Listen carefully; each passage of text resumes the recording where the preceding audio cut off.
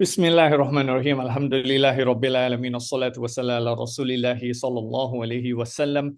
Assalamu alaikum wa rahmatullahi wa barakatuh. And welcome, ladies and gentlemen, to the quarterly Islamic Banking webinar series brought to you by INCEIF University and DIB. My name is Izzuddin, and it is a pleasure to be your MC as always. And this edition of this quarterly webinar series, we will be talking about green sukuk versus green bonds, how Islamic finance is expanding climate capital, a data-driven comparison. And with us today, we have two esteemed panelists joining us. First is Dr. Alfred Bimha. He is the manager at the lead learning partner at DIB. And he will also be joined by Associate Professor Dr. Ziad Mohammed. He is the Associate Professor and the head of our Executive Masters in Islamic Finance program here at INCEIF University. So without any further ado, before I pass the floor on to our first presenter, let me just give a brief housekeeping, if you will. So each panelist will present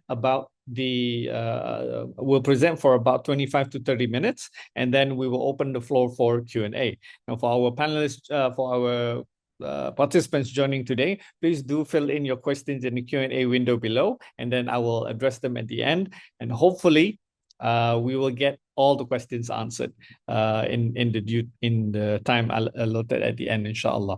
We do apologize for starting a bit late. We had a bit of a technical issue at the beginning, but nonetheless, we're here kicking things off with our first panelist. So let me pass the floor on to Associate Professor Dr. Ziad to present about our topic today. Prof. Ziad, over to you.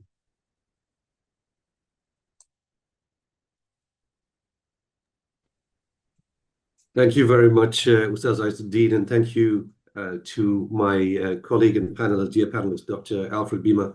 It is a pleasure to be here. Well, for today, we're going to be discussing green sukuk versus green bonds. Perhaps I'll begin by sharing some of my slides, and we can take it from there, inshallah. I just need a quick confirmation that you can see my slides, and then we'll be ready to go. Yeah, okay. You can see, can you make it full screen? Okay, I have.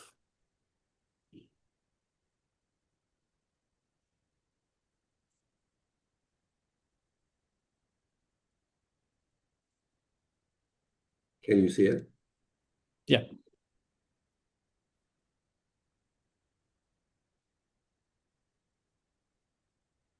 Okay.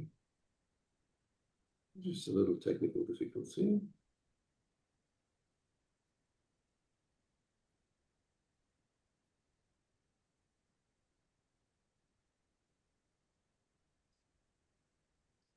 Is it full screen? But it's the speaker view now. You need to switch it to the presenter view. At the top, the display settings. Yeah, doing that.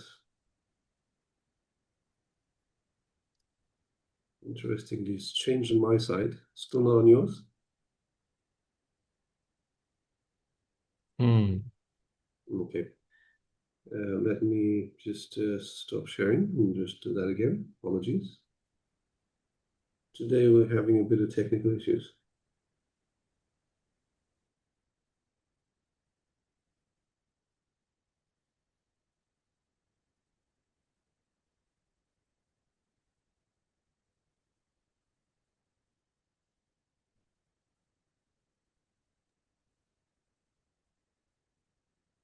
And what I'm going to do is, whilst it's loading, I'm just going to send it to you so that if it doesn't load again, you'll have to just help us to load it in.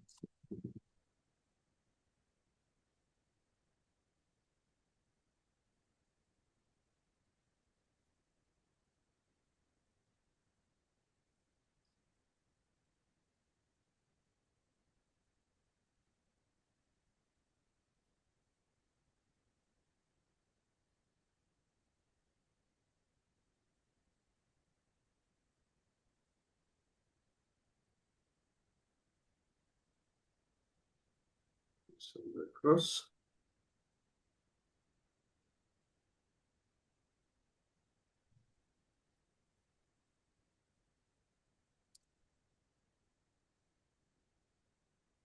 does seem like I'm having a problem and my...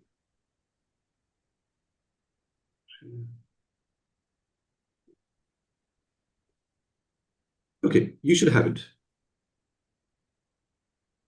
I'm unable to share.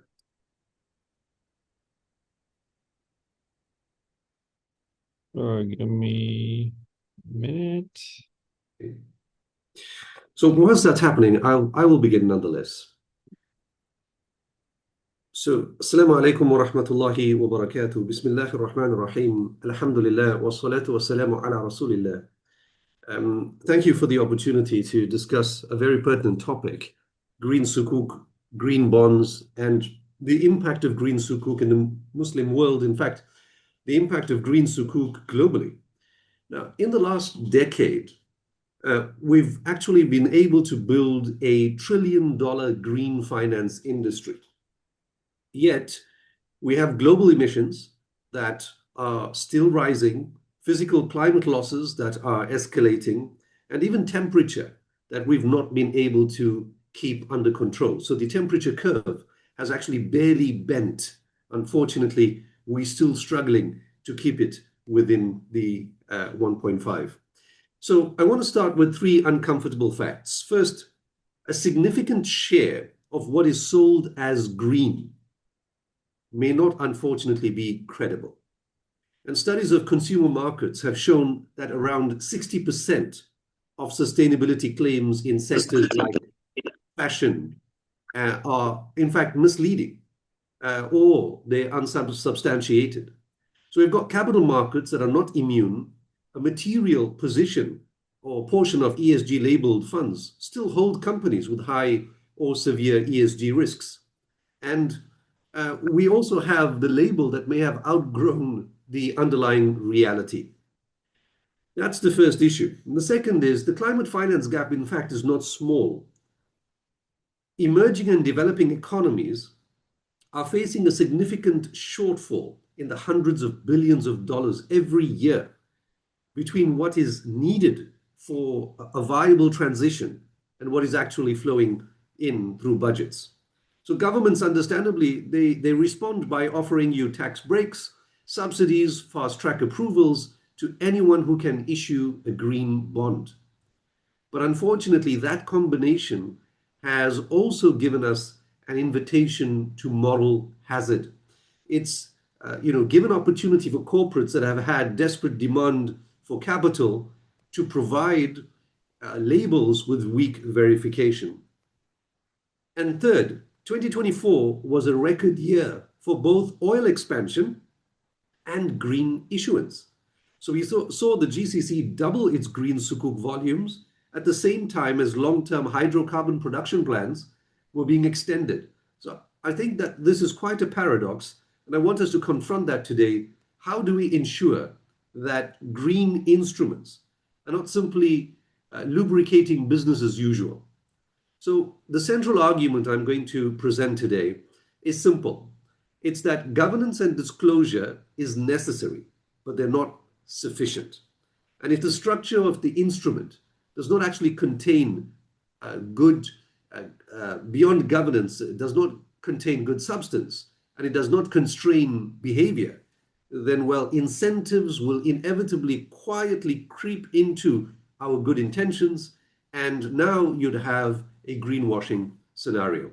So I'm going to talk about Islamic structures, and perhaps in the session, I'd like to do 3 things. First of all, I want to talk about the good and what Green Sukuk have actually been able to do in the short term. We do want to talk about some of the legal and economic architecture of bonds versus Sukuk briefly. We will cover some real cases from Malaysia and the GCC to show you how green and transition Sukuk, and then even conceptual ideas of waqf, hybrids, and data-driven verification can actually move us away from just a reporting mechanism through a checklist and really achieve substantial social impact. But we do also want to talk at the end about the incentive problem as well. So my aim here is not to idolize Islamic finance.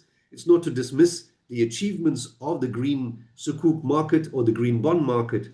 It's also to ask harder questions, though. If we genuinely believe the climate transition is existential, then what kind of instruments deserve to be actually called green? So if we get the design right, then the Green Sukuk can actually be part of the answer. But it means that we need to be disciplined, we need to be transparent, and we need to be structurally aligned with both environmental integrity and ethical finance. So that's my beginning spiel, just for you to understand what we're going to be covering. Azadin, if you could go back to where we're at in terms of the global severe risks. So the previous slide, please.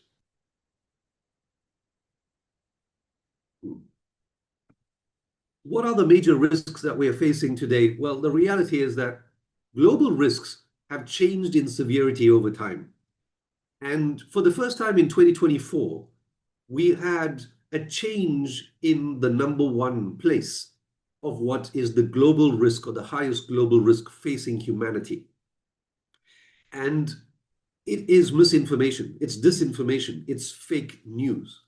So if you see the 10-year outlook, the major severities remain issues of climate. So extreme weather events, critical change to Earth systems, all that you see in green are what the Earth is facing in terms of climate change or climate-related risks. It's just last year, and primarily during certain campaigns, we do see a massive amount of misinformation. And unfortunately, this creeps into what we understand as the scientific facts, what has been established at conferences, and what has already been determined in terms of the global strategy. So that got turned on its head a little bit. And unfortunately, we've got to sift through the noise and a barrage of non-scientific papers coming in to claim that we don't have an issue with climate change. So these are some of the realities that we're facing today. And if we go to the next slide,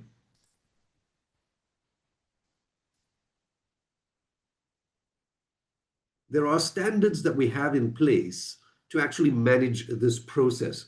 The reality is that we've not looked at climate change yesterday. It's been a long time coming. And we've got Equator Principles of 2003 or the UNPRI of 2006, very simple 6 principles that were implemented in order for us to move towards a more responsible method of investing. Beyond that, if you look at the variety of taxonomies and regulations, there's something that also arises here, and that is the fact that institutions and issuers may in fact claim that we have too many sustainability standards. And what you see right now is not everything. Bear in mind that Islamic institutions have to comply with not only these sustainability criteria if they want a green sukuk, but they also have to comply with Sharia compliance and Sharia structuring. And that means they've got to comply with the maqasid, they've got to comply with IOFI, and specifically any scholars' views in that area or region. So there is a lot of work and there are layers before you can actually issue a green sukuk. Let's move on to the next slide.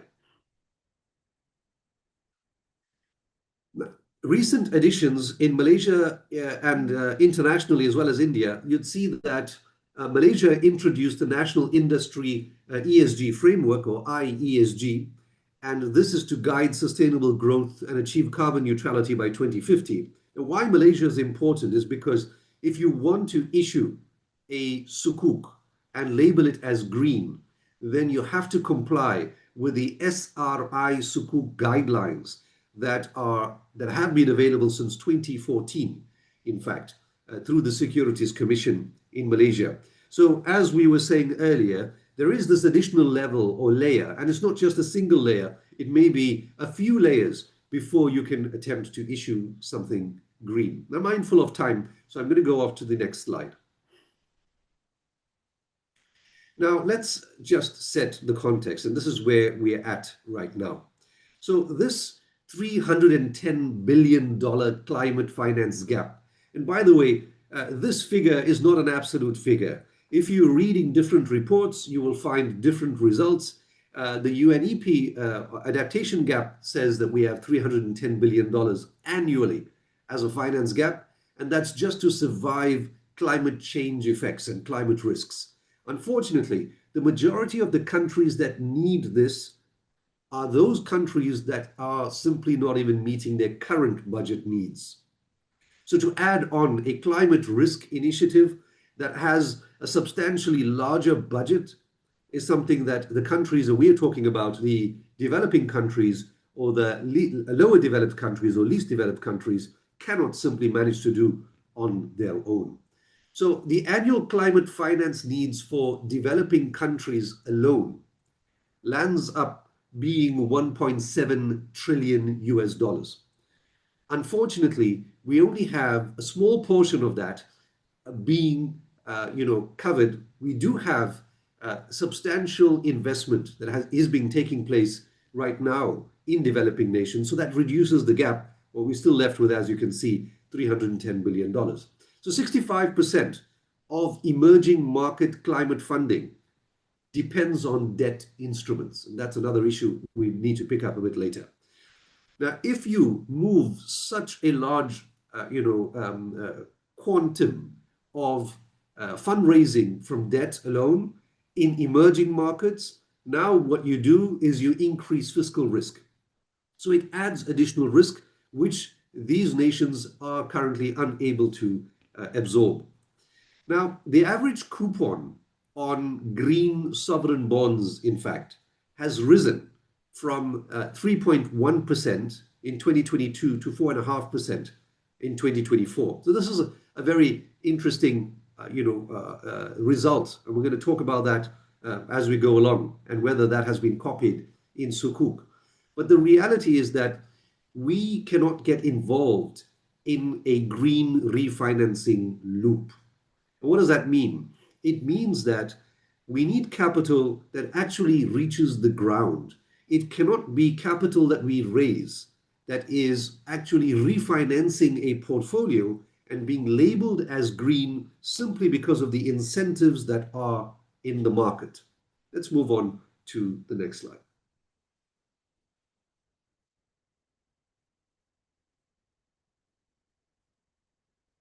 So the next slide, please. Thank you.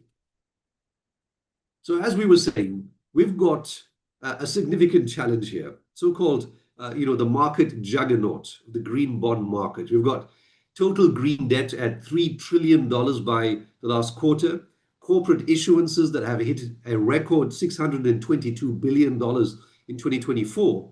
And now what's happening is we've got financial pressure and standards that are being lowered simply because we want to increase the green issuances. And that's where there's an interesting statistic that I've managed to pick up. And because this is a little bit of a data-driven session, we found that the bank fees in just one quarter of issuing green have risen by $700 million in just one quarter. So there's a pressure to churn out these deals that are perhaps, falling into the moral hazard of lower standards.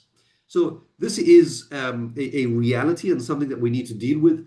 Tax incentives are driving volume rather than quality. And then we've actually got fiscal instability that is increasing in the global south. And it's the global south that is actually being impacted by the majority of this climate risk right now. So you've got droughts and floods that were cyclical, that cannot be predicted any longer. You've got a significant amount of migration taking place from the east to the center, from the north to the south. And naturally, this creates conflict because you've got hundreds of thousands of people moving from their land into someone else's land. And this results in tribal conflict and war. And as you may have seen, we have over 60 conflicts globally at the moment. This is the most amount of conflicts that we've had since the world wars. So it's a dire situation that we see ourselves in. Of course, there's always light at the end of the tunnel, but it's essential for us to understand the macro problem here. Okay, green is certainly something that we need, but if it's overtaken by a predatory capitalist mindset, then we may also lose the ground that we've gained in trying to tame the climate risk. Let's move on.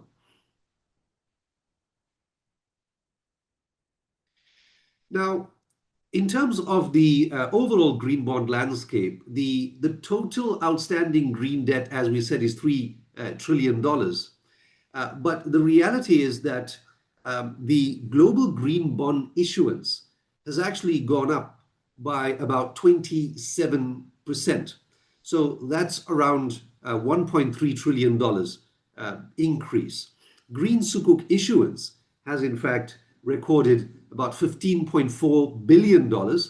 So Green Sukuk has been much smaller in size, but when it comes to year-on-year growth, we're looking at around 57%.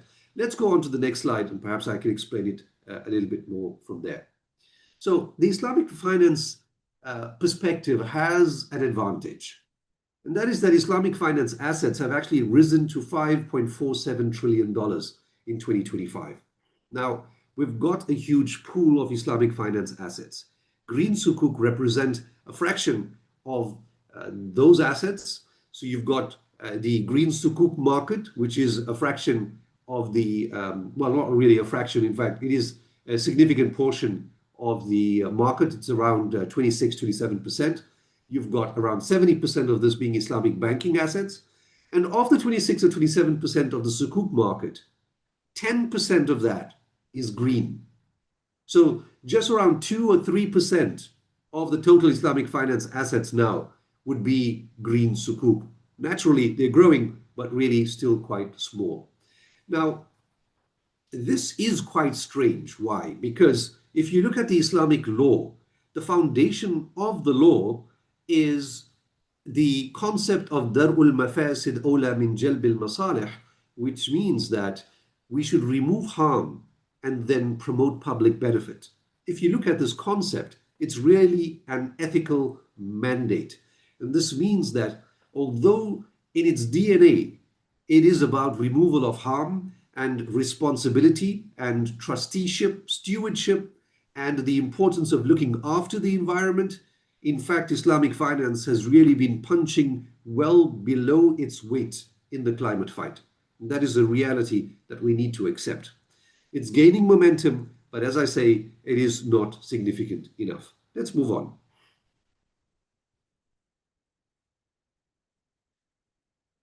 Malaysia's SRI Sukuk, however, have surged ninefold since they began. It's now approximately 12 billion ringgits in 2024 alone. Green bond and Sukuk issuance in the Middle East doubled as well to $24 billion. It's driven by the major markets in the UAE and Saudi Arabia. So we're now seeing not just a government-issued green Sukuk, but we are seeing major corporate players entering the market. And this does change the outlook for the short to medium term. Malaysia, Indonesia, and the GCC, in fact, have contributed to 82% of all green Sukuk volume. And that's quite significant. So just Malaysia, Indonesia, and the GCC. And in the GCC, we're talking primarily about the UAE and Saudi Arabia in terms of green issuances. So here, we do realize that when we talk about the high integrity of Islamic instruments, it's slowly meeting scale, but still, a significant way to go. Let's move on. Now, is there a real difference between the two, between green bonds and green Sukuk? Well, in green bonds, you have a debt contract, and that is based primarily on interest. In the green Sukuk side, you also have debt-based contracts. You have equity-based contracts, but the vast majority are debt-based, and they're not interest-based, obviously. They are based on specific markups of assets. They may be based on a wakala bil istithmar or an agency structure where there are dividends that will be distributed rather than any interest. So the main risk from the green bond side is the issuer insolvency. Now, on the green Sukuk side, because there has been a significant amount of replication, the reality is that although you have an underlying asset, this underlying asset is meant for the first port of call or the recourse, In asset-backed green sukuk, you do have that where the asset or the underlying project is exactly what you would claim in the case of default. But in asset-based sukuk, the recourse is back to the issuer. And because of that, we find a clear similarity between green sukuk and green bonds. The difference is that the underlying projects are quite real. In green sukuk, they must exist. They create cash flows. It is those cash flows that pay out your dividends rather than in the case of the green bond, which is really just very much a rental of money. And then that money is being used over time in portfolios that have been verified as green. The reality is that it is usually interest based on the original loan that was provided by the so-called bondholder or investor. Now, on the green bond side, proceeds are a moral obligation. It's to be green, and depending on the guideline that they are following, depending on the country that they are operating in and issuing, that promise may turn out to be a legal obligation. On the green side, sukuk side, proceeds are locked into green assets. That has to be. There are periodic audits, and in some countries we've managed to implement annual Sharia audits, which makes it clear that we will determine whether you are green every single year. Now, naturally, from a green perspective, there is a green audit even on the bond side. On the green bond side, driven by tax and fee incentives, on the green sukuk side, yes, investor diversification is part of it, but we also have tax and fee incentives in certain countries like Malaysia. Let's go on. So a green bond is often just a moral obligation, but a green sukuk is a process. Now, this is not in all cases. As I said, it depends on jurisdiction and on the binding guideline that has been applied. But sukuk must be issued with underlying assets or portfolios. The asset must exist, or it must be clearly defined, it must be described, it must be determined that it will exist at a certain time, and therefore there is a lot of real economic linkage on the green sukuk side that helps us to validate and verify. One can say that there is a double audit mechanism. Why? Because we've got to verify on the ESG or green status, and then we've got to verify on its Sharia compliance. And because of the substantial need of compliance linking with honesty, transparency, disclosure, removal of harm, we find that it becomes quite a rigorous review of the underlying sukuk. The Sharia screening automatically will exclude anything that is considered harmful, anything that is considered immoral. So this does make it easy to identify the environmental sectors rather than going in through a very general pool. So therefore, one may say that the integrity is at a premium when it comes to sukuk, and it may even be said that sukuk are harder to fake because there is this constant check of the underlying real projects. Let's go on to the next one.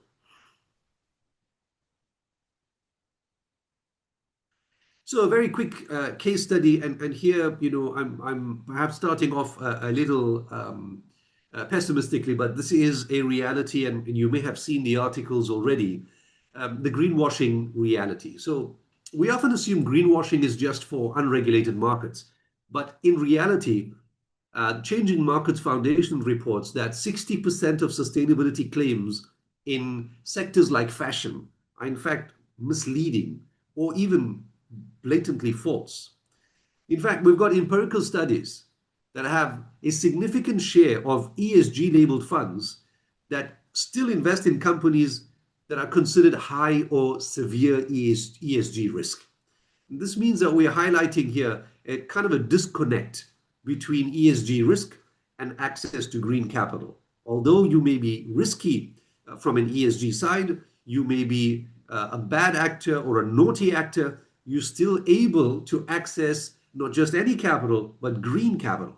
And that is quite a contradiction and something that does need to be fixed over time. So the strict governance, in fact, is not actually clearly spelt out. And this is because, we do have constraints.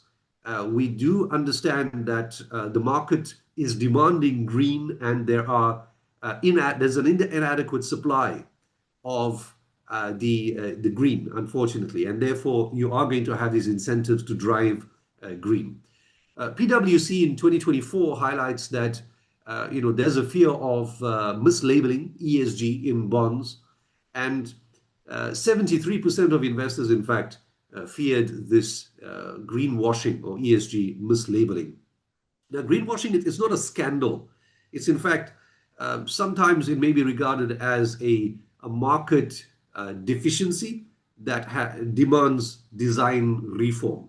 So if we want to see Green Sukuk really achieve what it's supposed to achieve, it's the early stages and it is the prime time to reduce overall potential for greenwashing. Let's move on. Malaysia's ecosystem. In Malaysia, as we've said earlier, there are almost 12 billion ringgits worth of sukuk issued in 2024 that are classified as green. So the cumulative Malaysian green sukuk issuance has actually increased substantially. We've had a few sukuk that have been issued under green. Sukuk Prihatin in 2020 raised around 600 million or 666 million ringgits, and they accessed these funds from 50,000 retail investors, and they did this digitally. So it ticked off a number of boxes that were not able to be ticked off before.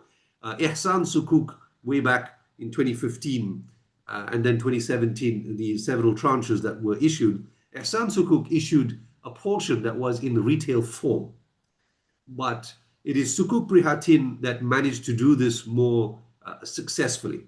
So they've managed to launch a green sukuk. They've also managed to launch it to retail investors, and they managed to do it digitally. So it's ticked off some of the major, future trends already. The government's SRI's tax incentives were extended to 2027. So this means that issuance costs for sukuk were cut by about 25%. And this has been very consistent through the Securities Commission. It's not just about marketing. It's quite a credible ecosystem in Malaysia, and it has successfully been able to create green capital that investors can trust. It launched the very first green sukuk in the world, the Tadau Energy Sukuk, followed by Quantum Solar Park, and it's had several green sukuk issuances since then. And if you read the profiles, and that's something that you should know if you are a budding green investor, you need to check what shade of green that sukuk is actually issued at, and even a bond, for that matter. So what shade of green? It means dark green is that the majority of the portfolio is actually in renewable energy or decarbonization or some similar project, whereas a less green, so a lighter green or a very light green would mean that only a small portion of the sukuk would be actually invested in green itself. Let's go on to the next one. Now, case study 3, we've got the GCC, the brown to green shift. So we've got the pure oil market, fossil fuel energy, brown to the green shift, and the green is now looking at solar and renewable energy and others. So the Gulf, in fact, is pivoting quite hard, and you see that in the sukuk market issuances, as we mentioned before, Saudi Arabia, the UAE, these are now the dominant forces in the region. They are issuing foreign currency sukuk, and it's expected to reach about 200 billion by the end of this year. The types of sukuk that are being issued, well, Saudi PIF Green Sukuk in 2024 raised $5.5 billion, and it was oversubscribed 6 times, which means that there is a significant demand for reliable sukuk at the large ticket, large volume and large values, and it's a quick move from oil to oxygen. At least it seems as if the Gulf is financing its own transition here, and that is quite a positive. Let's go on. Now, before we tap into the value proposition, the transition sukuk is something that we really need to look at, and I'm going to talk about that as an idea just now before I end. The transition financing itself had reached $150 billion globally in 2024. It remains just 6% of all green financing. Now, what is this transition financing all about? Well, we do realize that we may have targets of zero carbon or zero emissions by 2050. And in order to achieve that, we've got to move from a primarily fossil fueled market into a zero carbon market or a net zero market. In order to achieve that, there is a transition. And that transition means that we've got to lay out significant amounts of capital for carbon storage, for new equipment, for new ways and efficient ways of doing things. And of course, for solar parks and for wind and for wave and for thermal and for all of these other cleaner energy, structures. But it also means that we've got to invest now. So therefore, it's not just about moving into a pure renewable energy structure, it's also laying the foundation. And carbon capture is something that is, has a serious opportunity for investment and has not really been tapped into that dramatically. Now, when we look at issuers currently in the ESG pool, we've got about $35 trillion in the ESG pool. And if you add that to the Islamic pool, which is $5.5 trillion, you realize that it's a significantly large market to be able to tap liquidity or tap assets. And if you do that from a responsible perspective, well, then issuers can really, take advantage of significant liquidity. Now, we mentioned earlier that the high demand of Green Sukuk assets is actually creating something called a premium for green. And we refer to this as greenium. So it's slight, but it means that because it's not just any sukuk, but it is a green sukuk, that it's becoming more expensive or more rewarding. And this part would give us this greenium. Now, for investors that have a claim on a physical green asset, it's actually much safer than holding an unsecured IOU. And it makes sense. It's a rational decision for investors. It's no more that you have to sacrifice return for doing good. You can actually benefit and score and earn a higher dividend if you're actually going the more responsible way. Let's go on to the next one. So the pain points, the tax trap, we've talked about this briefly. If we have incentives without strict supervision, we may end up issuing symbolic green sukuk. And that actually doesn't change anything on the ground. And because corporates are quite tactful and masterful in how they can, display or market their goods or report how well they've done, this does create a problem. So tax exemptions, when tax exemptions increase, we see a spike in issuance volume, and this does create a significant model hazard. Let's go on to the next one. So where's the money moving right now? Capital is moving away from pure green into transition finance, as we said. And transition finance is good because now it helps the brown companies or the fossil fuel companies to actually move into or adapt and evolve into more responsible kind of energy production. So that will take time. Blue Sukuk, a massively untapped market. And here, when we think about Blue Sukuk, we think about marine alone or ocean alone. But in reality, Green Sukuk, Blue Sukuk is also about rehabilitating water access, providing clean water access to the least developed and lower developed countries. It's to ensure that even current water pipes are maintained because there's significant leakage and wastage of clean water as well as wastage of money. So if Blue Sukuk can be used to rehabilitate, we can see a complete change perhaps in many of the least developed countries that are struggling with waterborne diseases or sanitation issues in particular. Let's move on. Transition sukuk, we've talked about, to ensure that here a transition sukuk, and here this is a conceptual idea. If we're just boycotting oil and gas, does this solve the problem? It's just not rational, it's not possible, definitely not in the short term, unlikely until 2050. So we've got to have these transition sukuk that perhaps they tie profit rates with the decarbonization targets. And this then incentivizes issuers to be more responsible. We should help polluters clean up. And this is actually a public benefit. This is a maslaha. And this is an objective in the Sharia, as I mentioned earlier. Let's move on. Another example is a waqf hybrid and green projects. They don't have to just make money. They can actually have underlying projects that are endowments or waqf, and we can build upon that. Let's go on. And we need to ensure that our data is secure so that we are reporting on, honestly on what we're actually achieving, especially when it comes to, green credits and carbon credits right now. Let's move on. So to end off, we have 3 policies that we're suggesting that need to be implemented for Green Sukuk to reach its full potential. We need to be careful with tax incentives. They should be given only after impact is verified.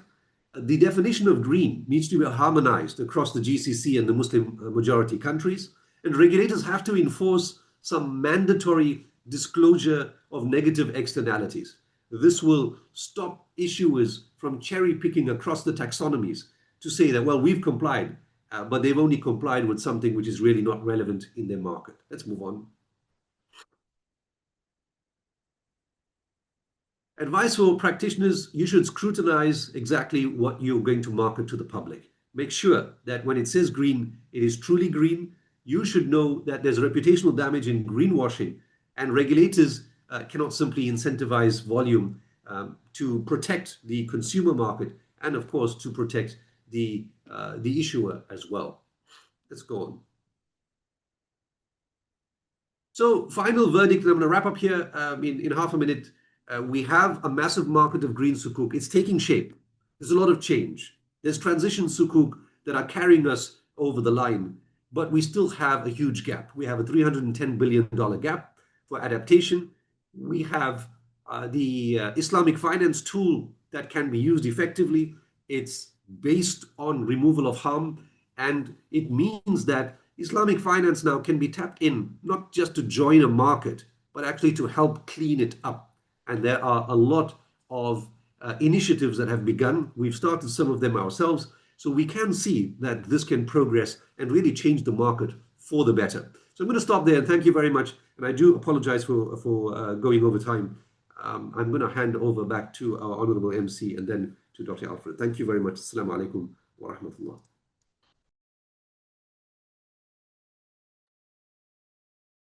Walaikum salam wa rahmatullah. Thank you very much, Prof. Ziad, for the very thorough presentation on green sukuk versus green bonds. I like one of the last points where you pointed out one of the ways to fix or needs to be addressed is the definition of green needs to be standardized across the industry. Because this is a common issue that we typically, or at least I typically encounter when I'm reading up about the greenwashing and ESG and all these things that's revolving in our industry. Anyway, so thank you very much, Prof. Now let's hand it over. I will now hand it over to our next presenter, Dr. Alfred Bima. He is the learning partner at DIB. And he will be talking about the same topic, but perhaps more on the research perspective and perhaps a bit more on the perspective from UAE or DIB and his own experience. So without any further ado, Dr. Alfred, over to you. Thank you so much, Asdin. Thank you, Prof. Ziad, for setting the foundation.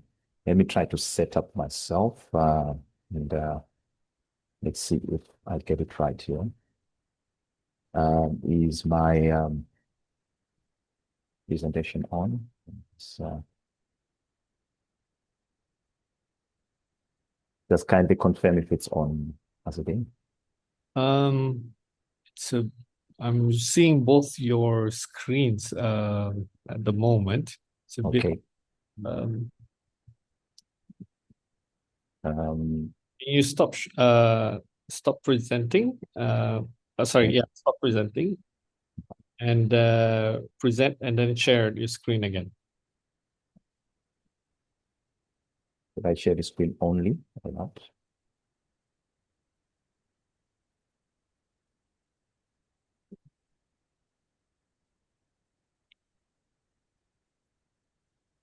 Is it fine now?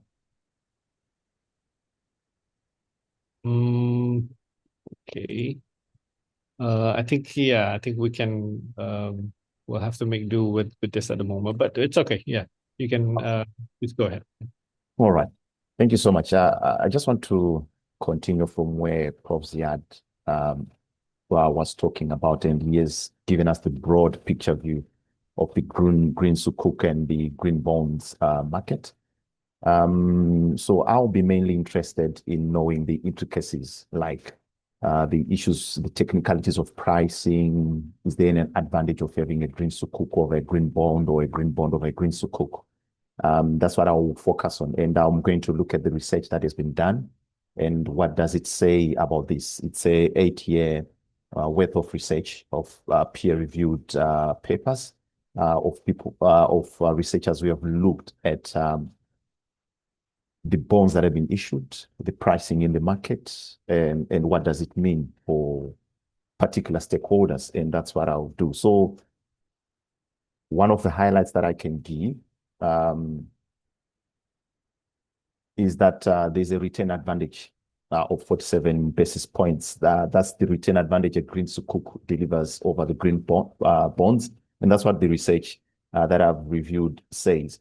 And then the next big point that I want to talk about is the savings from the issuer. They save about 33 to 40 basis points in terms of the issuance of a green Sukuk that they would have done over a green bond, something that would look at how they arrived at those figures. The next point that I want to look at, I'm happy Prof. Yes already laid out how big the green bond market is, sustainable bond markets. There are typical asset classes that are in there. From the research, it's estimated that the market for the green Sukuk will grow to about 250 billion. So it's a big market growing and actually in demand, especially across the Islamic jurisdictions. So that's the three major points that I'll emphasize in this training, in this research, so that we can be able to see what does it mean for us if I'm a issuer, if I'm an investor, if I'm an Islamic bank, if I'm a regulator or a policy formulator. What do these results mean for me? And that's what I'll try to emphasize on. All right. But why is this important to us? And I'm glad that Prof. has already told us the most important things that are very important to the underlying drive to have a green Sukuk possibly in your portfolio or as part of your investment decision. The first one is the regulatory pressure, and Prof. emphasized that there is need to make these green externalities mandatory. Fortunately enough, in the GCC area here, it's now a must. It's now a must that you report your sustainability. The Central Bank for UAE, Sustainable Finance Finance Framework, now requires climate risk disclosure. It's not optional anymore. Starting 2025 this year, every company should report its climate risk disclosure. Crossing over to Saudi Arabia, the Vision 2030 has explicit green finance targets. The UAE as well, at a government level, there is a sustainable finance roadmap, and it's accelerating, which makes it mandatory for us to take serious cognizance of greening all our activities. And Green Sukuk is one of the biggest ways of doing that. Qatar's QNB, Qatar National Bank, is committed to net zero financing by 2050. So this makes the regulatory pressure more on us as business, on Islamic banks, on Islamic institutions that deal in Islamic finance. And it also means compliance costs are going to rise. It's estimated in the research that it's going to be about 15 to 20% annually. So we will definitely need a lot of sustainable finance products in our toolkits to be able to solve or to meet all these regulatory requirements that are now with us. It's no longer a nice to have. Sustainability or greening your business used to be a nice to have, but now it's mandatory because it's regulatory. The second point is about capital access. Prof talked about 5 point. I remember he was talking about the global sustainability market, the way it's big. I think the number was about 5.4 trillion. And if we look as well, as I add on that, there is about globally 3.4 trillion of Sharia-compliant assets that are under management globally. And a significant portion of the capital is actively seeking green investments. They want to deploy into sustainable assets, but they need Sharia-compliant structures. So here's the critical insight from the research. 86% of Green Sukuk are held by Islamic institutional investors. These are pension funds, Takafu companies, Islamic banks.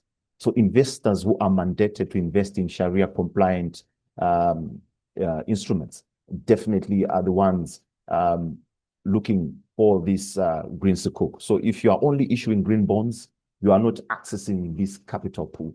So this is one thing that we need to know, that there is a huge capital that you might need to tap in, especially if you are an investor.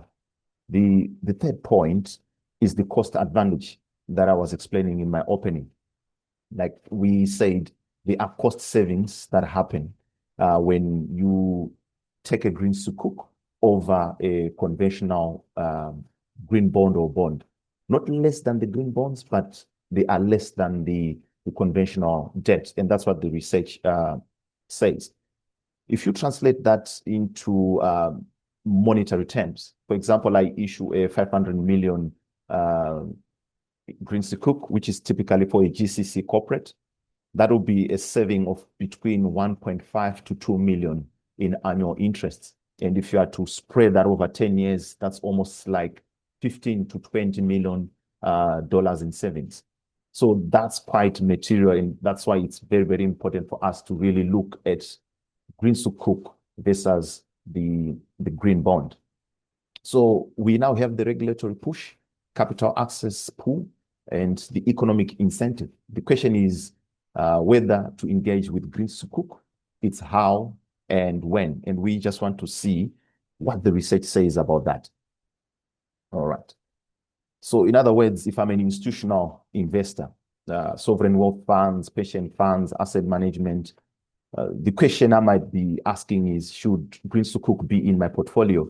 And the short answer that I can give from the research is that I can show you with the data that is in the research, there is 47 basis points higher returns and with 15% lower volatility by choosing a Green Sukuk over a green bond. That's not a trade-off. That's a free lunch, if you might want to take it that way.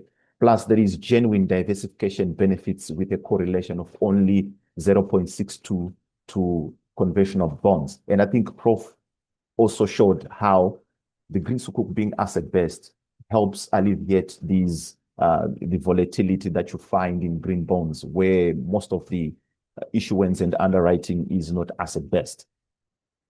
And then who next can benefit from this research information? Corporate treasury teams.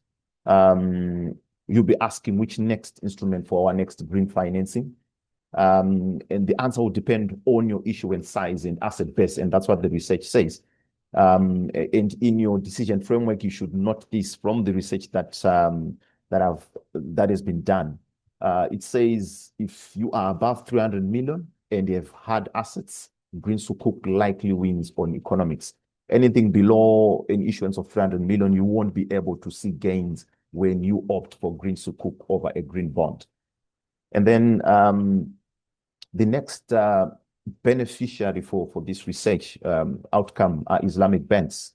and across Islamic jurisdictions, the main thing will be, how do we grow our sustainable finance book? I believe that will be the main question for most Islamic banks. So from the research, there's an opportunity there. Like I said, then the research says there is 86% of Green Sukuk that are held by Islamic institutions that the Islamic banks can tap into. And clients of Islamic banks will definitely need to tap into that market. The question is whether the Islamic banks are structuring them, or will just watch competitors take the mandates, especially who are not Islamic banks.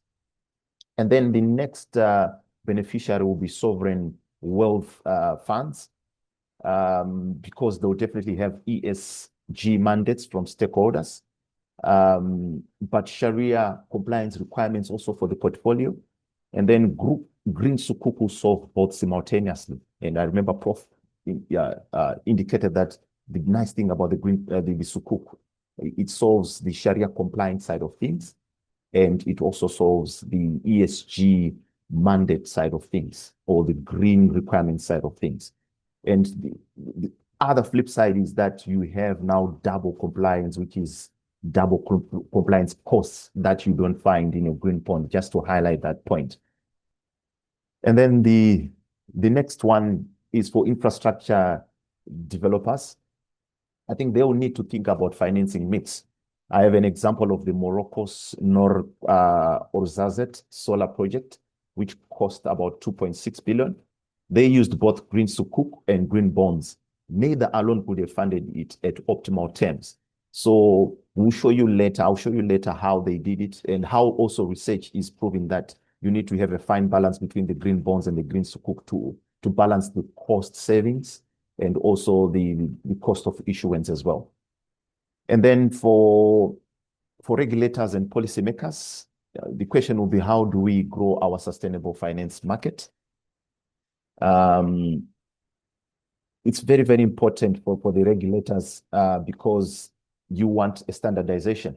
And I remember Prof said, possibly the problem we have right now in the Green Sukuk is the issue of standardization. And I remember in his first slide, he showed how the reporting and standardization of sustainability asset classes is going on. And I think that's one thing that we need across the Islamic jurisdiction, Islamic finance. We need that standardization. We have a GCC-wide taxonomy harmonization, and if that's going to happen, we're going to realize it. We could reduce issuance cost by 15 to 30% and unlock exponential growth, and that's what the research is implying as well. Now that we know who benefits from this research, I just want to show you the evidence of all these things that are being claimed in the peer review research that I reviewed. So I looked at 47 peer-reviewed studies covering from 2014 to 2025. Not opinion pieces, they used data, and you can find them in prominent journals like International Journal of Islamic and Middle Eastern Finance and Management, Energy Economics, Journal of Sustainable Finance and Investment, Pacific Basin Finance Journal. Those are some of the sources that where I got these 47 peer-reviewed studies. The methodologies are quite transparent in the papers, and they've also documented the data sources. And most of them, 77%, were published since 2021. But why does this matter? It's because the Green Sukuk market has evolved dramatically. And research from 2015, according to the papers that I reviewed, is interesting historically, but we need current market conditions to make decisions today. So the data spans 8+ years of actual trading data that the research took from Bloomberg, Refinitiv, and central banks across Malaysia, GCC, and Indonesia. So what does this mean for the audience, for anyone in the audience? First of all, this is market reality, not academic theory. When we say Green Sukuk outperforms, that's what actually happens in real portfolios. And that's what all those researchers, 47 researchers, were trying to do. Not a simulation, but actual returns that investors received. And the second thing, quite good statistically significant results coming out of these of the data analyzed in this research. And then the third thing is multiple independent research teams. So it's not like I'm looking at one person across a multiple of researches, but this is different people looking at the same thing and their results coinciding together. So these researches should give us good information to be able to make decisions about whether a green sukuk is better than a green bond, or what's the advantage of having a green sukuk. I'm happy that it confirms that the green sukuk is quite meeting what we want, especially on the Sharia compliance side, and what's required on the greening of processes and then businesses. All right, let's look at the information a bit. This will be good for portfolio managers, especially this information that I'm giving right now, because the research says the green sukuk gets 4.9% more in returns above the green bond. And that's what the research says overall. And then these returns have been achieved with lower volatility, something that is attributed to the sukuk or the green sukuk having been based by an asset, a physical asset, compared to green bonds, possibly where sometimes there are no assets, identifiable assets. And this gives a 15% lower annualized standard deviation. That is 4.1 for sukuk versus 4.8% for bonds. And this is quite material when you are managing big portfolios. So for anyone who studied finance, they know this is unusual. Normally, higher returns come with higher risk. That's the fundamental trade-off. But green sukuk violate that relationship, at least in their core markets. Then there's what we call the Sharpe ratio. It's quite an interesting tool for the investment society because it's the risk-adjusted return. When we factor in risk, what happens? And the higher it is, the better the asset when you look at it. And for green sukuk, we have 0.92 for that Sharpe ratio when we adjust for risk versus 0.68, making the green sukuk 35% better in terms of risk-adjusted return. So the green sukuk can absorb risks and give you more in return. And this is what the research has been saying. So for any portfolio manager wanting to optimize their portfolio, this is a chance to add more of green sukuks in your portfolio. So basically, if you look at the annual return, the green sukuk from the graph that I'm showing there, the green sukuk is the best when it comes to volatility. It has a lower volatility, lower risk over time. And the Sharpe ratio, it gives you more returns for any risk that you take, making the green sukuk the best asset over the green bond. And that's what the research is saying. I've just put information of the main research that gives us that information. All right. For the business, I think Prof has covered this. I'll just cover it in passing, but just to give numbers behind that point of what we call the dual greenium effect of the sukuk being Sharia compliant and also green compliant or sustainable compliant, which makes it superior to the green bond. The environmental premium is estimated in the research papers as 15 to 20 basis points on an average. So investors pay more for verified green impact. And for the Islamic finance premium, Sharia constrained, investors will pay for compliance over the guys or over the investors who are investing in green bonds, because they don't have this compliance to the Sharia. But even though there is a total cost advantage, which is between 33 to 40 basis points, which is a lower financing cost when you take the green sukuk. If you look at the real dollar, when you make it more monetary in interpretation, you see that for a 250 million issuance, that's about $825,000 to $1 million year savings. If it's at 500 million issuance, you save between $1.65 million to $2 million in year savings. And then if it's a 1 billion issuance, it's between 3.3 million dollars to $4 million of yearly savings. So when considering Green Sukuk and green bonds, there's the issue of that the Green Sukuk will have a high cost over the issuance cost over the green bond because of this dual greenium effect. But also, when you look overally, the Green Sukuk is more cost, so the green bonds are more cost effective when we talk about this dual greenium effect. All right. So what are the critical insights that we can get from these numbers? So the common assumption is treasurers that we hear from treasurers and capital market teams is if I issue Green Sukuk, I'm just cannibalizing demand from green bonds. Same investors, different wrapper, which comes up to a zero-sum game. And this is one thing that was addressed in the research, and that's what we want to talk about. So if this were true, the strategic implication is that you pick one or the other based on cost, and that will give you a simple optimization problem. But the reality is that both Green Sukuk and green bonds are expanding the total climate capital, something that Prof also talked about, the big gap that we need to fill. And this is helping fill that gap.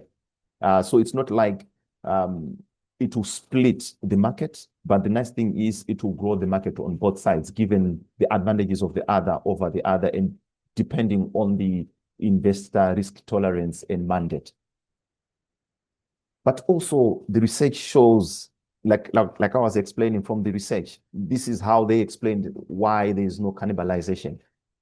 Green bond investors, 68%, asset managers and pensions, the motivation is to fulfill ESG mandates and fiduciary duty on some of the mandates that they have or the clients that they're acting on behalf of. And then on the green side, Sukuk investors, the research is saying there is 86% Islamic institutions across GCC, Malaysia, Indonesia, and the motivation is to fulfill Sharia compliance plus sustainability mandates, especially like we saw that one of the pressure issues is regulatory. And then what we can conclude is that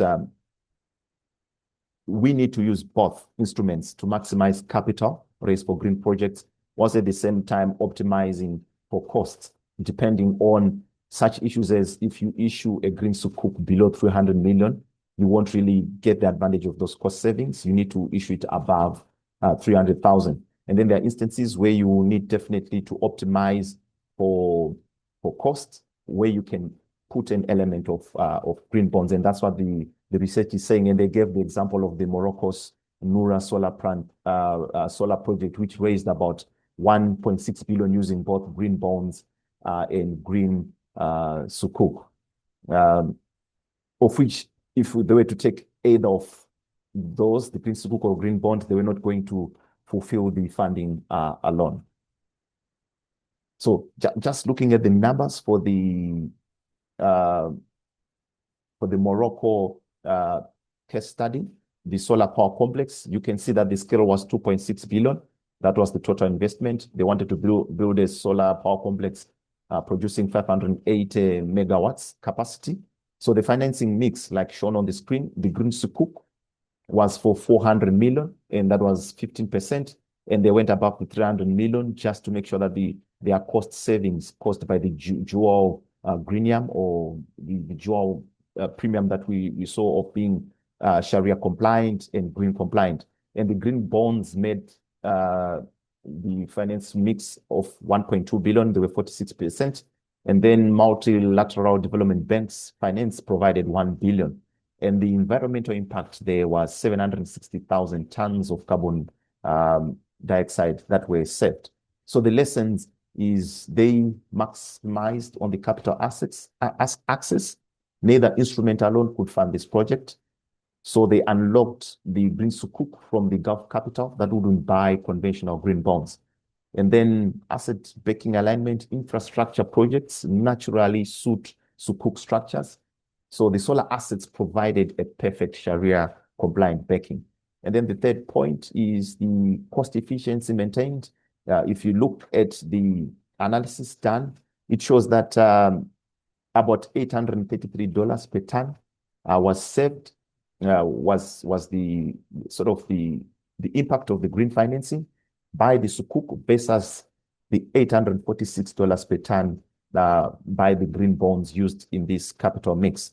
A small difference with the green bond like being more effective, but it's quite close, and it's because of the quantum of Sukuks put in this capital mix. So for larger projects, the key takeaway from this case study, for larger infrastructure projects, a dual instrument strategy expands your total addressable capital pool by 15 to 25%. And that's what the research found out. So from all these insights that we get from the research, we can be able to have a decision framework that we can use in making a decision, which I can call a practical guide for treasury investment teams. We need to choose a green sukuk when the issuance is above 300 million with a 5+ year tenure, to have the high upfront costs caused by Sharia compliance, possibly, and sustainability issuance costs to be offset by ongoing savings that you get from this. Asset-based projects, infrastructure, natural fit with sukuk structuring requirements, and then also targeting GCC and Southeastern Asia investors with access to exclusive 3.4 trillion Sharia-compliant capital. And then the other advantage is that we need to choose a green sukuk to support sovereign or quasi-sovereign issuer, Vision 2030 alignment, and government support, especially in the GCC area and UAE where we are. And then portfolio diversification. Green Sukuk will provide portfolio diversification because of the low correlation between the volatility of the Green Sukuk and the issuance cost. And also lower oil price sensitivity helps in the diversification of our portfolio. All right. And then when can we choose green bonds? When the issuance is below 300 million, because the issuance cost will be lower, and that will make the green bond cheaper than the green sukuk when it's below 300 million. Innovation, R&D projects without hard assets, no asset backing constraints. That's where we can use the green bonds. And then when we need deep secondary market liquidity, because the green bond is in more traditional capital markets compared to the sukuk, which gives you 20 times higher trading volume for active management if you are in the treasury investment teams.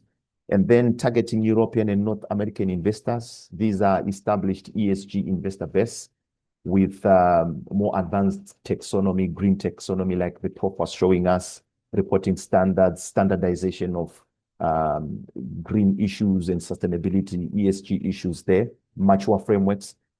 And then speed to market, very critical because of single verification that we have in a green bond versus the green plus Sharia that we do in the green sukuk. So this is a good decision framework that we can use to be able to do that. And then I'll just give a rundown, and I think we have just discussed some of these things. So recommended allocation across the research, 22% green bonds plus 8 to 12% green sukuk of total fixed income portfolio from the research that they have done. And this will help you be able to diversify and manage risk across the portfolio. And I'm showing the expected portfolio impact on the right side. So this will give you better returns, lower risk, and improved ESG ratings. We can't talk of this without barriers and solutions. What's holding green sukuk and how to navigate it from the research. For the green sukuk, the biggest issue is secondary market illiquidity because it's asset based. And then taxonomy and standard confusion, something that Prof also related to that we might need to have in our Islamic finance jurisdiction about how to standardize our taxonomy about Green Sukuk and other green investment products within the Islamic finance purview. High transaction costs, that's an issue as well. The next one is limited green asset pipeline, something that is down the ladder, but something of concern. So what's the implication if I'm to be in the seat of somebody who is an investor or doing investment decision on behalf of reputable investors? Structure for buy and hold, especially for the Green Sukuk, given the barrier to secondary market liquidity. Target Islamic pensions and Takafu with 10+ year horizons. This will help you in managing your portfolio. And for taxonomy, use the ASEAN and ICMA framework, ASEAN Green Bond Standards plus the IOFI Sharia standards, globally accepted JOR certification, whilst we await for the GCC harmonization. For high costs, scale up or bundle, 300 million plus issuance, break even on dual verification cost. So smaller issuer, for smaller issuers, consider aggregating platforms or Green Sukuk funds in order to be able to overcome the high costs. And then for asset pipeline, retrofit existing, like many existing infrastructure assets qualify for green certification. So the best is to retrofit and refinance with Green Sukuk for immediate cost savings. So that is looking at your Sukuks and trying to green most of them that you have in your portfolio. Like Prof said, there's a big market opportunity, and the research is projecting that this market is going to grow. Total Green Sukuk outstanding in 2024 was 72.4 billion. In the best case, they are saying it will reach 250 billion by 2030, growing by 22%, 22.7% in the compounded annual growth rate, with full policy support of all stakeholders in the related jurisdictions. And the best case is 150 billion by 2030. So this is quite a big opportunities. And we need to be, as if you're an investor, you need to be an early mover into this area and be able to capture the market before space gets crowded. Because of time, I'll skip this. And I think I've mentioned some of these things, the implication to the investor, if I'm an Islamic bank, corporate treasurer, or regulatory policymaker. But in closing, the Green Sukuk delivers better risk-adjusted returns. And that's what the research is telling us. 47 basis points better than green bond, 15% lower volatility, and then a 35% better Sharpe ratio. That is the risk-adjusted return. And secondly, issuers will save 33 to 40 basis points on financing costs. And then if you use both instruments, the green bond and the Green Sukuk, this will help in diversifying your portfolio because 86% of Green Sukuk is held by Islamic institutions. And then environmental impact is almost identical between the green bond and the Green Sukuk, quite a slight difference that we saw the research saying. And then the biggest thing should be the early mover window to be able to gain from the developments in this market. So thank you so much. I'll hand it over to our esteemed MC, Azadin. Thank you very much. Thank you very much, Dr. Alfred, for your presentation covering a lot of things, mashallah, a lot of things, including presenting your research and your findings from barriers to solutions and opportunities within the industry. Now, ladies and gentlemen, we are opening the floor. We will open the floor for questions and answers. Please do submit your questions in the Q&A window below. We do have a couple of questions, but perhaps some of our participants are thinking of some questions or typing away.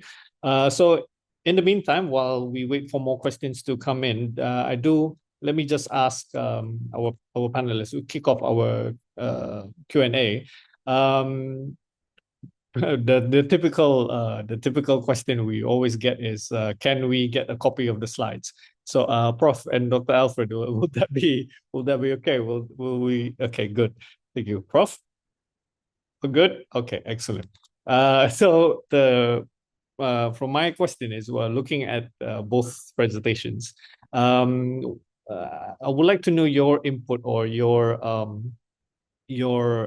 insight when it comes to a real world examples of which countries or institutions do you think that offer the strongest models for the Green Sukuk governance and reporting? So perhaps Dr. Alfred first.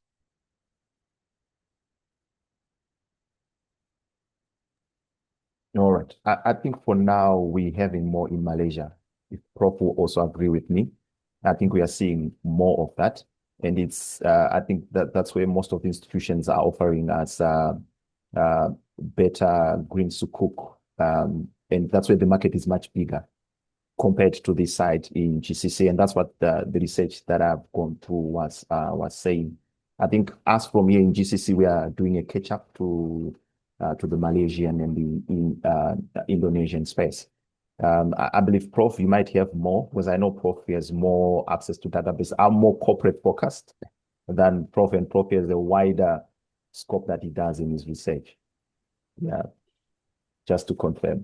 Yeah, thank you, Dr. Alfred. I know, I mean, the fact is that, alhamdulillah, we've had the opportunity of issuing sukuk from Central Asia all the way to West Africa and Nigeria as well. But yeah, I mean, the Malaysian market guidelines and reporting methodology, incentive structure is by far, it's the global benchmark. I think everyone recognizes it as the global benchmark. There's still a lot to learn. But for now, I would say it's the revised SRI Sukuk guidelines that are issued by the Securities Commission of Malaysia. That would be the standard reporting guidelines. Bearing in mind that a Malaysian issue on green would also have to look at ICMA or ICMA's Green Bond Principles, GBP. And when they do that, they can't only have that, they have to apply the Malaysian SRI Sukuk guidelines as well. If they want to market the Malaysian Sukuk outside of Malaysia, they've also got to comply with any IOFI requirements for the Sharia structuring. So, you know, it's a challenge, but there have been, there is a coordinated effort between, as far as I know, the Islamic Development Bank, then you've got the Thomson Icon, which Reuters, which used to be Reuters, is now LSEG, and then the ICMA. So they've got a joint kind of guidance, which you know, is looked at as well. But there's no single Green Sukuk standard for reporting guidelines yet.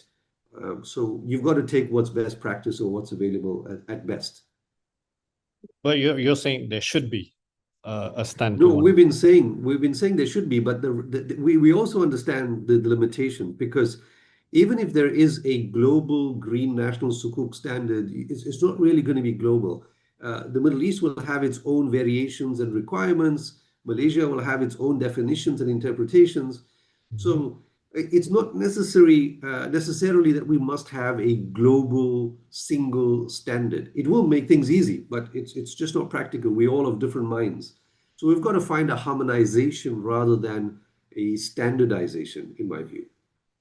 Right. Thank you, gentlemen. Prof, as I mentioned just now, I was quite I remembered your point when you're saying that the definition of green needs to be standardized. So how can regulators or financial institutions and so on strike the balance between ensuring credible green claims and keeping issuance costs manageable?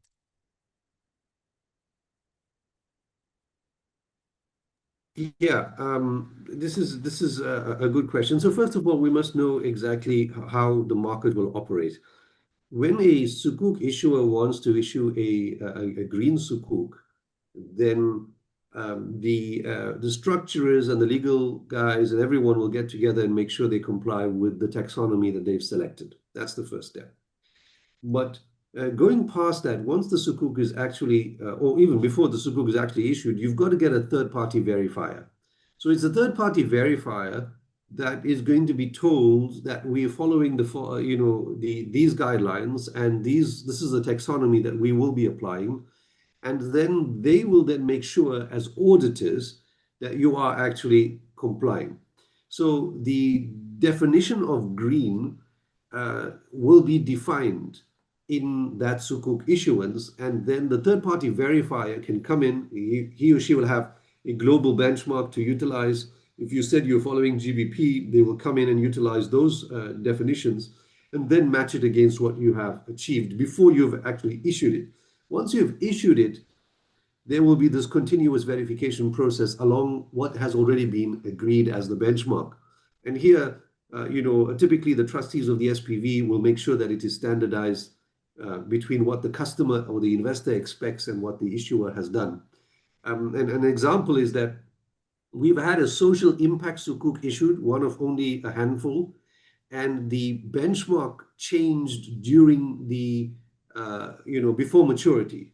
So if you think about a 5-year to maturity, 3 years down the line, the government changed the benchmark and definitions. So now the problem is, how do you restructure your Sukuk benchmarks? And if you do, is your investor happy with it? So these are the challenges that we face in the market because it's fairly new and evolving quickly. But, the big auditing companies have really jumped onto the bandwagon, I mean, in a good way, and have skilled themselves to become third-party verifiers. You've got outside parties that are third-party verifiers. They help us to maintain the standardization and harmonization. Excellent. Dr. Alfred, if you want to chip in.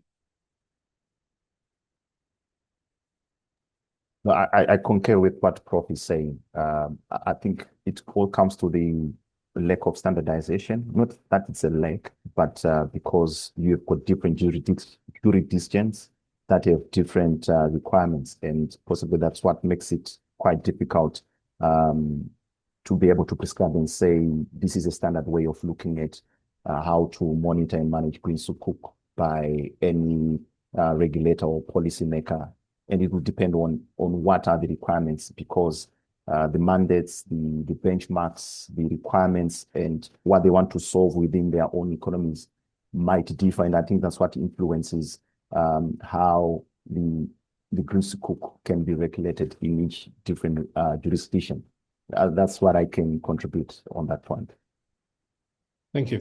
Another question from me to, I guess, to Dr. Alfred. Perhaps it covers, you covered it in your research, but what are the current trends that you see amongst financial institutions regarding the demand for Sharia-compliant financial climate finance products?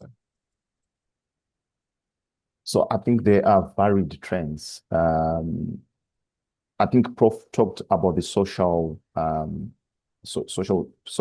bond, because we now have a lot of, we don't only have green bonds, we have climate bonds, we have green bonds. It's only that we are focused on the green bonds right here. But I think what the trends that most most financial institutions are doing is to try to make sure that they make all their products green, whether be it banking products, investment products, and they are trying to make sure that they make them as much transparent as possible to avoid the greenwashing that Prof was talking about, because greenwashing is the most topical issue. And unfortunately, we are in an era where the change in politics, the political regimes that have come up, especially in the Western side, they have downplayed the issue of climate change. Yeah. And this has made us within this era move away from the agenda of greening. And I think that has made most institutions relook in their business decisions and say, okay, if we are not having national support and all these bodies are being suppressed to push the climate change agenda, why don't we just focus on the normal normal whatever, normal business that we've been doing. And I think I've seen a slowdown right now because of mostly America and in the European side, where most of the political regimes that are there are suppressing the issue of climate change. They are saying this is not an issue. We have other better issues to deal with. So I think that is put a spin on how important climate change is. Some of us as climate change practitioners, we definitely know this is a very, very important thing.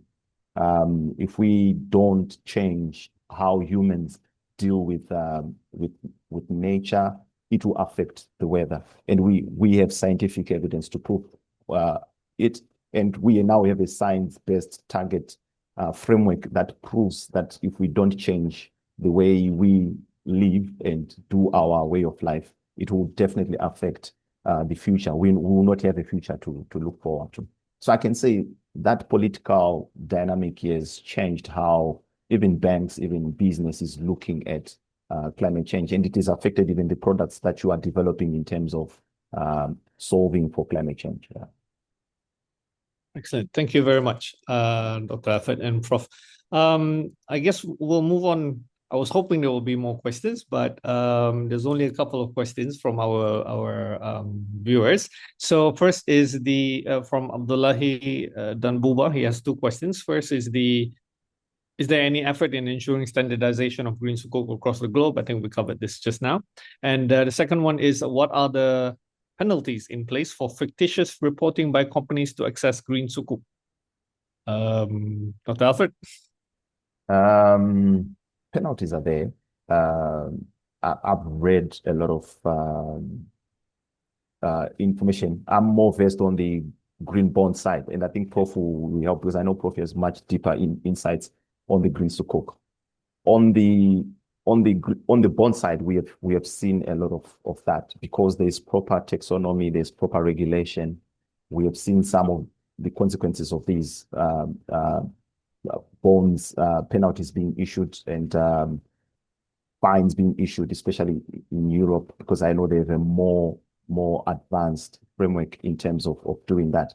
So definitely there are penalties. There's a couple of case studies that show that definitely if it is seen that this is not compliant, the bond is not compliant, or anything that is being said of a product, a financial product is not compliant, there are consequences to that effect. Yeah.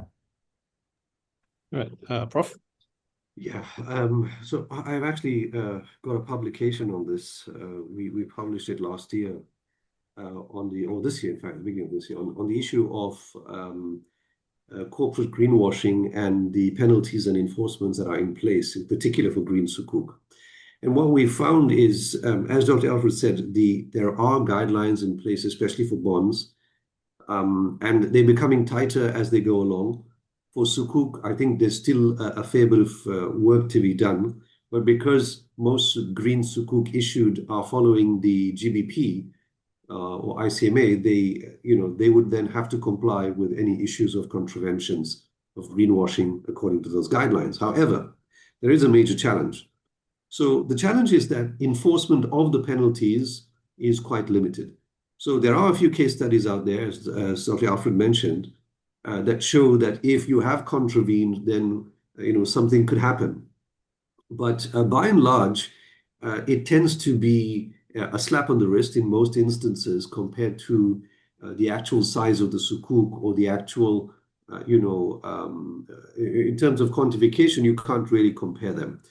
And this is not a new thing. This has been around for the last 15 to 20 years. We've got penalties in place, but then we punish whistleblowers. We have weak enforcement of penalties, and even those penalties are enforced in one country, they're not enforced in another. So you find that issuers find ways for arbitrage, and they will get to issue it somewhere else and then sell it in the EU rather than issuing it in the EU, because the EU has quite stringent rules. So the EU and other markets that are a little bit more stringent consistently need to revise their rules to cater for all of these loopholes.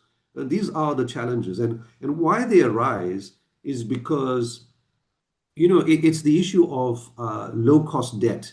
And the fact is, when you are issuing sukuk, like you issue green bonds, there is an argument that says that you're opting for this avenue because you were not successful in other avenues.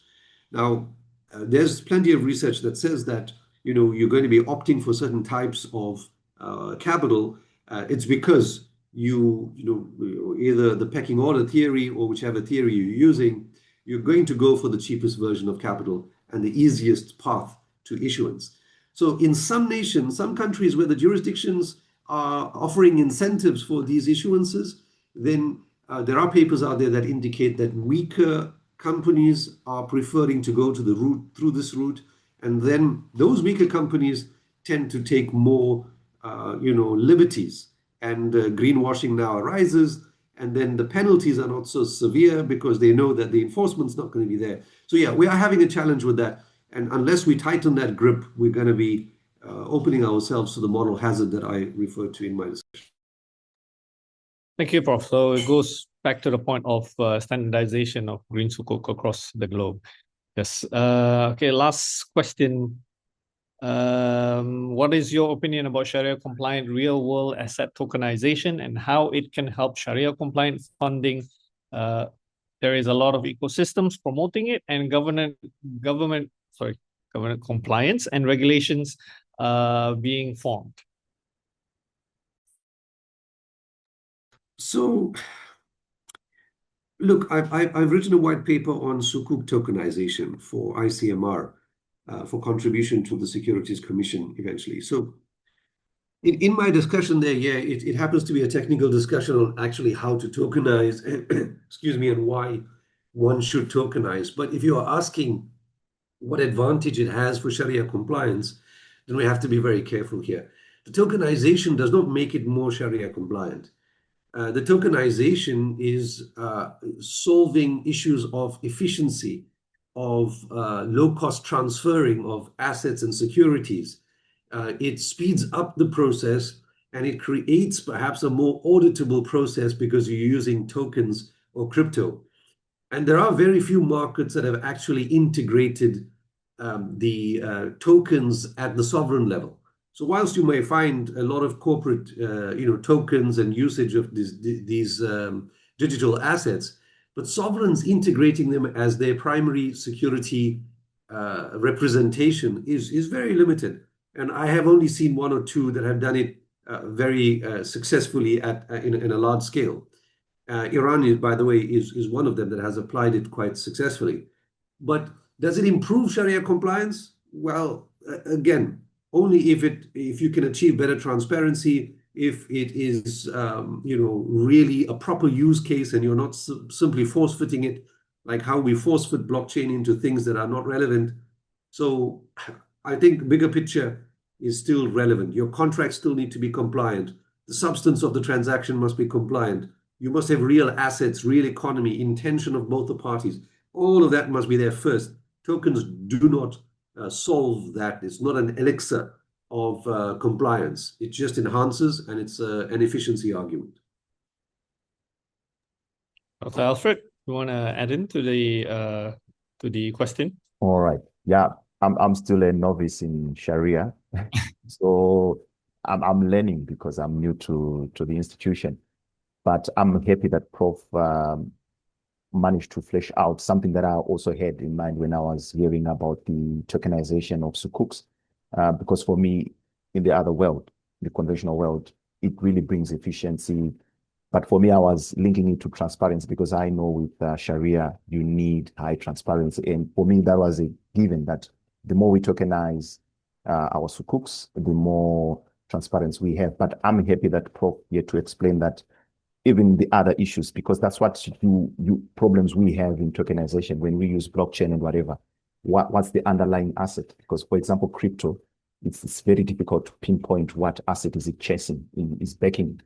And I think for me, thanks to Prof, as a panelist as well, I've learned something because I asked for the idea that, no, we need to tokenize because it will make it Sharia compliant, it will make our sukuks more transparent, and we can be able to trace the attached asset. But I believe, like Prof saying, it's about being able to make sure that what is the backing asset behind that, whatever tokenization we are doing in a Sukuk. Yeah. All right, thank you. And very last question, and I think it is fitting as a closing question. If Green Sukuk becomes mainstream, what are the sectors do you think that will benefit most from this financing model? Dr. Alfred. I think from the case studies that I've seen, mostly renewable energy, especially here where we are, because there's a huge shift from oil-based economy to non-renewable economy. I believe that would be one of the areas that I'm thinking the Green Sukuk can finance a lot. And even in real estate, especially here in UAE, real estate is a big one. And I think it will be very big at backing up that sector as well. Those are the two that I can think of at the moment. Yeah. So definitely renewable energy will be at the top. Then green efficiency or green buildings would definitely be up there. But then transport. I think the transport sector, because you now have clean, mobility. You already have electric buses in many areas. But something that we're working on right now is the water and waste. So WASH in particular. So water, sanitation, hygiene. I think that sector will really benefit. Of course, that will be more focused on blue sukuk, but the green sukuk itself will drive that process of desalination, because you need energy for the desalination, and you'll get clean water out there. The other things that we're working on are in agriculture, so food security. And there, I think that food security or climate-related agriculture will definitely benefit from it. So climate-smart agriculture, so to speak, will benefit from it. And the last one is the last two now that come to mind. One I mentioned earlier, which is transition finance, particularly on carbon capture. So carbon capture has got a huge market that's not really been tapped into effectively. Malaysia has 2 or 3 good carbon capture units out in Sarawak, but Sabah Sarawak lay an excellent foundation for carbon capture. It's Borneo, it's the rainforest, it's a perfect environment. So there's a lot of opportunity there. And it will be ironic, because that's also where the oil comes from outside Miri and Brunei and other areas. But you've also got, you go inland and you've got carbon capture opportunities. And the last one is the one I mentioned earlier on social finance. So waqf, hybrid instruments. So cash waqf, link sukuk kind of things that can really be used to build community-driven or society-driven projects. Like in Indonesia, the Jambi hydropower plant that was using zakat to build the plant, and then the utilities were given to those that were in need. Now, this is a hydro plant, so already this is a climate-related, positive. So basically contributing to net zero. Yeah, these are coming at the top of my mind. I mean, I'm sure, if we spend more time, there's a lot of other sectors as well. All right. Thank you very much, our dear panelists, Dr. Alfred and Prof. Ziad, for that very engaging session. Thank you very much to our dear attendees for staying this long. We ran a bit over time, but alhamdulillah, I think we all will agree it was a very informative and very interesting session on green sukuk versus green bonds. So with that, I would like to end this session today. Perhaps one final note from each of our panelists. Dr. Alfred, you first, on perhaps on the future of the industry, or any final notes you would like to convey to our attendees. Yes, thank you so much. I think the Islamic finance world has a big role to play in terms of building the climate capital, given that we already have half of the work done through Sharia compliance. For example, the Green Sukuk that we discussed today, we have seen how it's advantageous in fulfilling all the sustainability issues and problems that we face, not only in the Islamic jurisdiction, but even beyond, and how it gives a higher advantage in terms of costs and savings compared to the green bond.